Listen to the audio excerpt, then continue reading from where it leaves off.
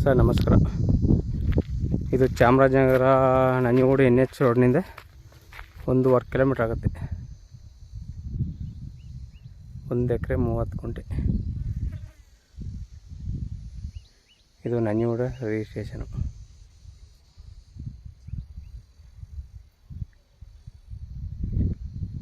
ಎರಡು ಕಡೆ ಫೆನ್ಸಿಂಗ್ ಅದೇ, ಇನ್ನೆರಡು ಕಡೆ ನೀವು ಹಾಕೋಬೇಕು ತಗೊಂಡವ್ರು. ಡಾಂಬಾರ್ ರೋಡಿಂದ ಒಂದು 200 ಮೀಟ್ರು ಮಣ್ಣು ರೋಡು, ಸರ್ಕಾರಿ ರೋಡು, 1 ಚೈನ್ ರೋಡು. ಇದು ನಂಜನಗೂಡಿಗೆ 15 ಕಿಲೋಮೀಟ್ರ್ ಆಗುತ್ತೆ. ಮೈಸೂರಿಗೆ 35 ಕಿಲೋಮೀಟ್ರ್ ಆಗುತ್ತೆ.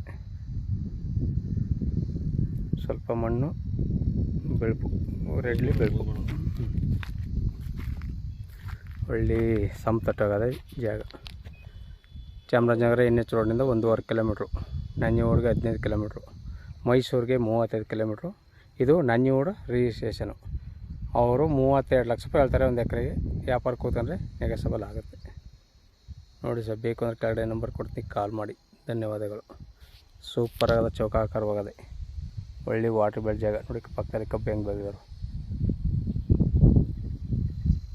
ಎಲ್ಲ ಸುತ್ತಲೇ ಹೊರಗಡೆ ತಗೊಂಡ್ರದೆ ಇದು ಜಾಗ.